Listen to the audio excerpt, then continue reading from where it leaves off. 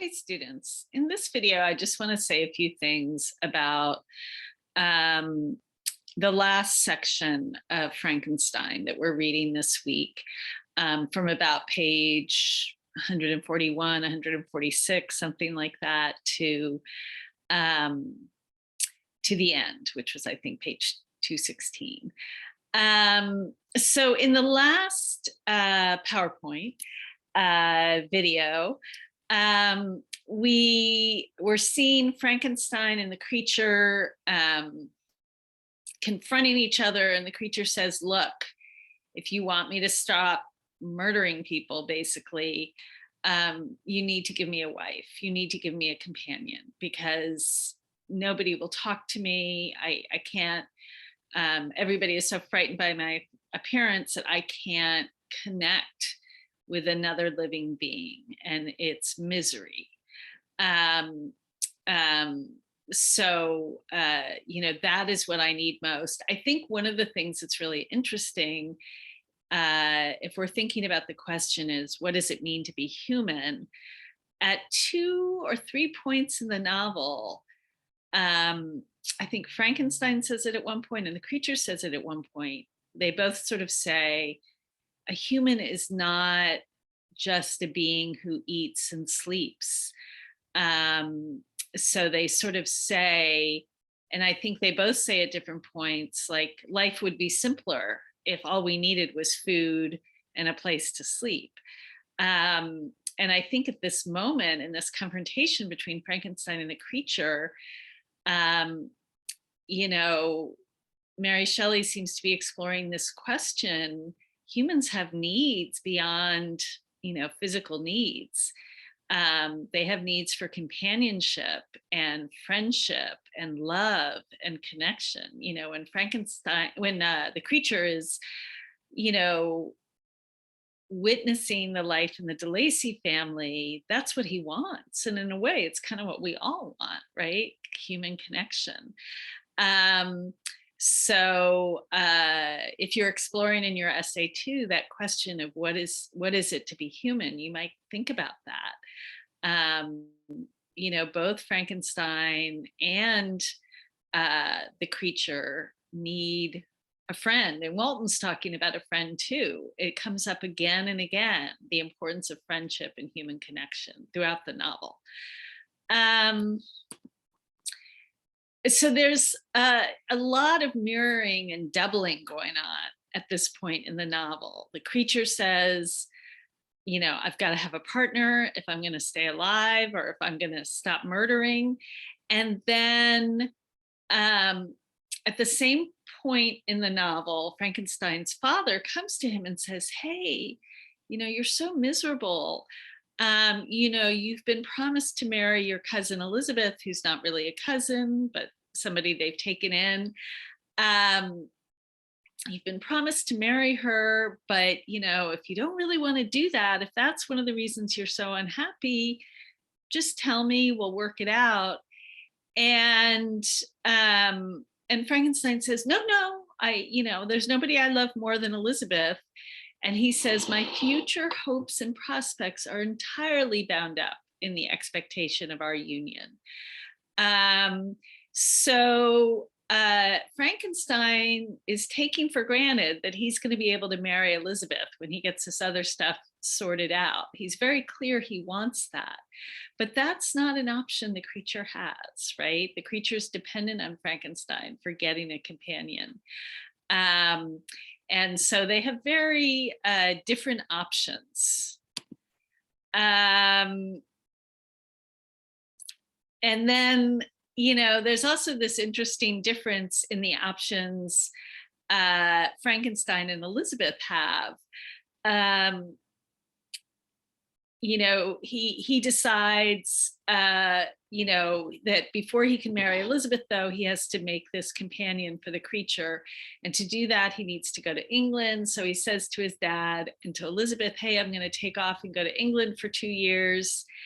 And Frankenstein says, Elizabeth approved of the reason of my departure. He doesn't know it, so that he can learn more to build another creature. She thinks he's just going on a road trip with his buddy Clerval, and only regretted that she had not the same opportunities of enlarging her experience and cultivating her understanding. So it's sort of an interesting moment. Mary Shelley writing that as the daughter of a feminist, right? There are a lot of women in this novel that, there are a lot of very clear-headed, intelligent, loving women, but they do not have the same opportunities as the men in the novel. And Shelley just sort of, Shelley as Frankenstein just notes that, and Frankenstein notes it, and he doesn't seem to be too bothered by it. I feel like I skipped a slide here. I'm just going to double check.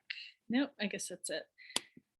Then he goes, he travels a bit with Clerval, and there's a little bit more doubling going on here because he sees in Clerval sort of a earlier, happier version of himself. He says, I saw the image of my former self. He, Clerval, was inquisitive and anxious to gain experience and instruction. Clerval here is kind of like the Enlightenment guy, right? Like Kant or Descartes, eager for knowledge. The difference of manners which he observed was to him an inexhaustible source of instruction and amusement.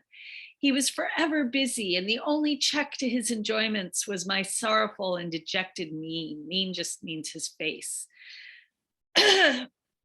Frankenstein eventually gets the parts he needs to make the female creature, and he goes to a remote, desolate hut on an island in the Orkneys to make it. The weather and environment match his mood. So the Orkneys are remote and desolate, and the weather's gloomy, and that's kind of a romantic idea that sometimes the environment matches our mood. It's called the pathetic fallacy, when our mood is expressed in the environment around us.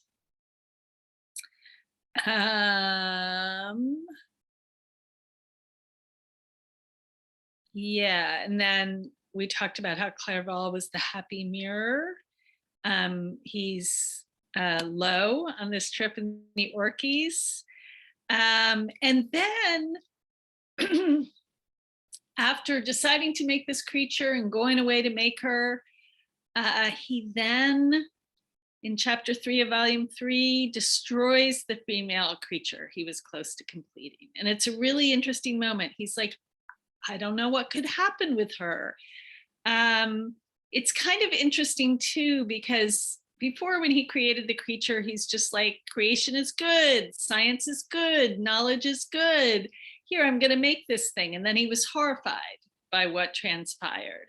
And now he's thinking, I may not be able to maintain control over this thing. So we're in the section of the class that's on the struggle for power. And part of the struggle for power in this novel is the struggle between Frankenstein and the creature, right? Frankenstein had the power to create the creature, but does he have power to control what the creature does? No. So this decision, you might agree with it, you might disagree with it. He's depriving the creature of a companion. On the other hand, maybe it shows some growth, some humility. I don't know what I would be doing to the world if I brought this second creature into it.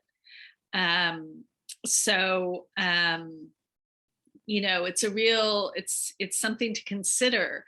Do you think he makes a good choice here? Is this choice one that's more about emotion or reason? And then the creature is furious, right? Shall each man find a wife for his bosom, and each beast have his mate, and I be alone? I have feelings of affection, and they were requited by detestation and scorn. Man you may hate, but beware, 4 hours will pass in dread and misery, and soon the bolt will fall, which must ravage you, your happiness forever. Are you to be happy while I grovel in the intensity of my wretchedness? He's just destroyed by this. And then he says the fateful words, "I shall be with you on your wedding night." And then Frankenstein goes out in a boat to throw the remains of the female creature, which he has destroyed, into the ocean. And a really interesting thing happens. He falls asleep in the boat. And the waves, he gets caught in a storm, and he can't, when he wakes up, he can't steer the boat exactly. And he ends up in Ireland, which is like a 13-hour boat ride, technically, from where he was to getting to Ireland. But anyway, that's where he ends up. But that moment of him getting tossed about by the waves really kind of is a perfect sort of expression of the romantic idea that even with all the reason in the world, we can be overwhelmed by nature, and the idea that nature may be more powerful than us. And if you think about something again like the French Revolution, it started with these very clear rational ideas about equality among humans, and that power should be shared. And then it was sort of taken over by this bloodthirsty group of revolutionaries who wanted revenge, who were sort of overwhelmed by their newfound power, and put thousands of people to death. So Frankenstein's blown about by the waves. He ends up in Ireland. He's told that somebody in a boat like his murdered somebody. They go to show him the corpse, and it's Clerval. And obviously the creature has killed Clerval. And he's in jail for months. And then gets released. And he sort of avoids any real blame or punishment for the true cause of Clerval's death. And at this time, he just mentions that he needs laudanum to sleep now, which was kind of like, it was a very common drug at this time. People got addicted to it. And it's just mentioned that he gets addicted to it. And then we get this moment of Elizabeth's voice, where she writes him and says essentially what Frankenstein's father had said before, which is, "Hey, I'm worried about you.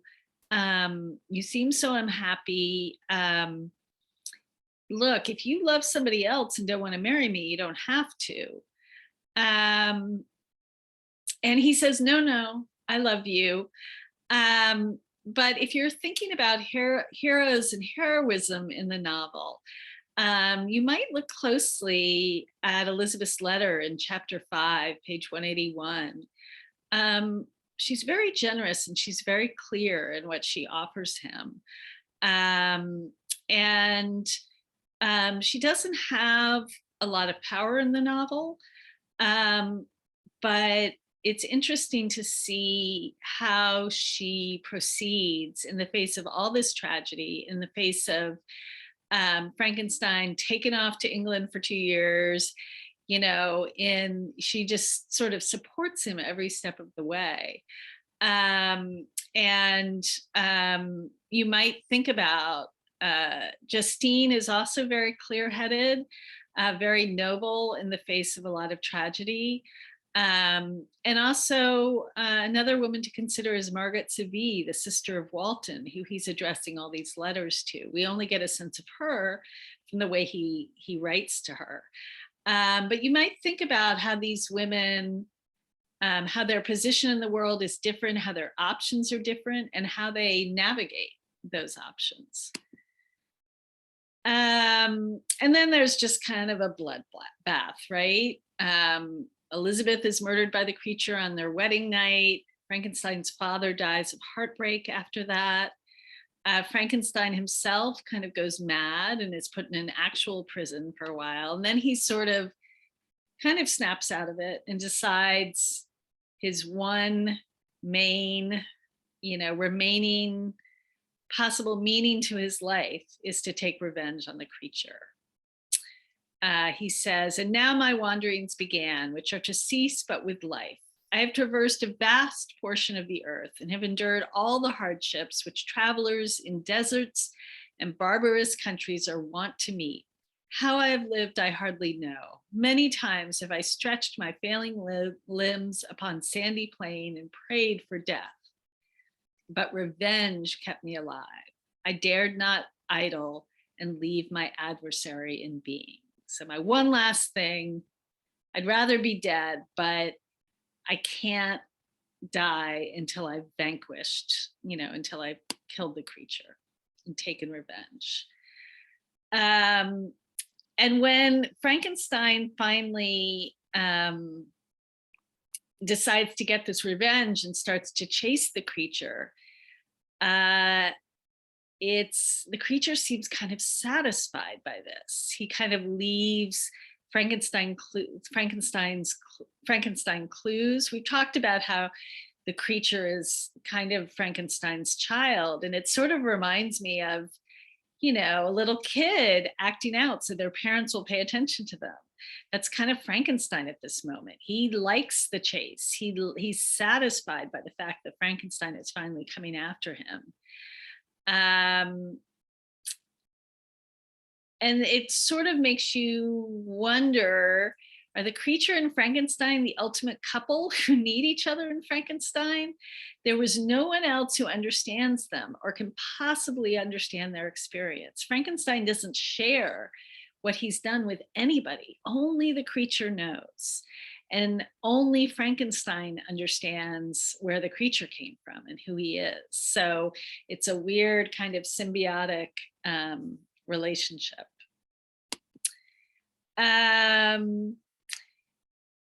Well, Frankenstein seems to show remorse for his actions. His actions on Walton's boat don't always suggest he's grown as a character.